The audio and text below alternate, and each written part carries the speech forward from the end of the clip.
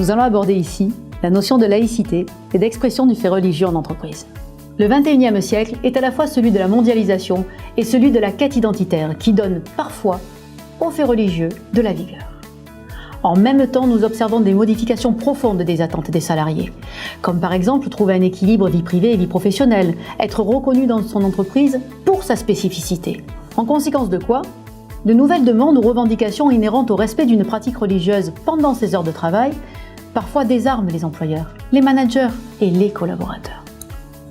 Depuis 2015, avec les débats autour de la réforme du travail, l'État se penche sur le sujet. Il a édité un guide de la gestion du fait religieux dans l'entreprise privée, au travers duquel il essaie de formaliser les règles fondamentales garantissant le bon fonctionnement d'une entreprise et la liberté de croyance. Après avoir fait un point sur ce que dit la loi, nous entamerons une réflexion managériale à ce propos. La loi travail transpose dans le secteur privé ce qui existe déjà dans le secteur public, à savoir, dans les entreprises publiques, le règlement intérieur réglemente le fait religieux. En somme, si la liberté de croyance reste un principe fondamental, la liberté de manifester sa croyance peut être restreinte dans l'entreprise.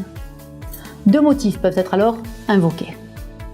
Le respect de l'organisation et l'accomplissement de la tâche pour laquelle le salarié est missionné. La santé et la sécurité des salariés sur leur lieu de travail. Ainsi, en aucun cas il ne s'agit d'invoquer une action dédiée vis-à-vis d'une pratique religieuse, mais d'invoquer les compétences et le comportement au travail attendus pour tous en fonction du poste occupé. Il en est de même pour le respect des règles de sécurité, santé et hygiène lors de l'accomplissement de son travail. Un autre point peut faire l'objet d'un rappel à l'ordre ou d'une sanction. Le prosélytisme exercé par un ou plusieurs collaborateurs auprès de l'équipe ou d'un individu. Tout salarié a le droit d'exprimer librement ses convictions. En revanche, ce qui relève d'un comportement prosélyte est interdit. Par comportement prosélyte, on entend un acte de pression physique ou morale, voire d'agression constatée à l'égard d'autrui. L'employeur, en vertu de son devoir de protection, doit intervenir. En résumé, la loi demande aux entreprises privées et associations à la fois protection de la liberté de conviction et encadrement de la pratique religieuse.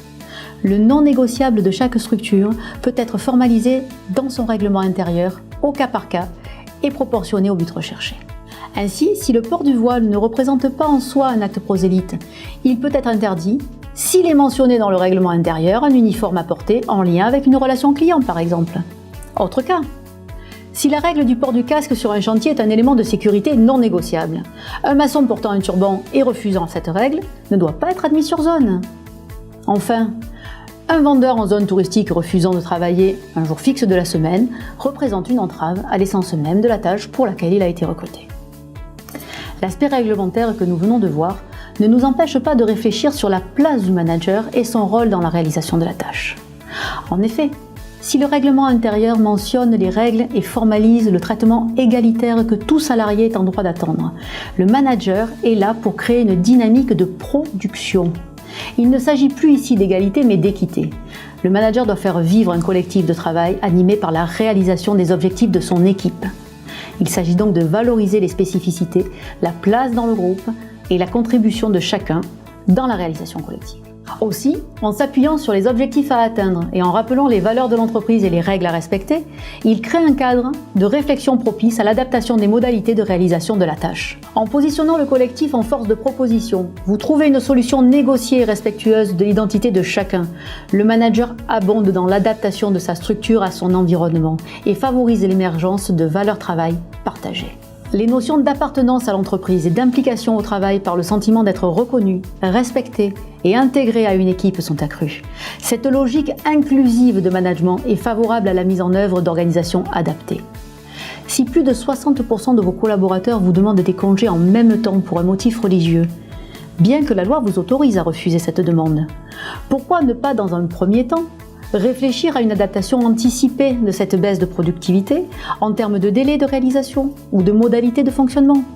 Prenons l'exemple du BTP qui, dans ses pratiques habituelles, en période de Ramadan, s'attache à réaffecter ses salariés pratiquants sur des postes moins exposés au risque. Un roulement entre les salariés permet de limiter l'exposition des facteurs principaux de pénibilité et ainsi, l'organisation du travail sur le chantier est pensée dans le respect de la pratique du collaborateur et non à son encontre. D'autres exemples pourraient être cités où un travail a été conduit avec l'ensemble des salariés pour établir une charte des valeurs de la laïcité dans l'entreprise. En résumé, nous pouvons donc tirer 2 constats concernant la laïcité dans le secteur privé et associatif. Le Code du travail, bien que récemment revisité, donne à la fois un cadre, mais invite à la mesure dans l'application des règles de restriction en lien avec la manifestation d'une croyance. Donc, une fois le cadre légal visité, le non négociable formulé, il appartient aussi aux structures d'opérer une réflexion pragmatique et organisationnelle visant à inclure les spécificités de chacun dans la contribution collective attendue. Enfin, la chaîne managériale ne peut pas seule soutenir ce type de pratique. Plus la direction de la structure garantit un cadre d'adaptation, plus le manager a de chances d'animer un collectif respectueux de chacun, centré sur le travail à réaliser.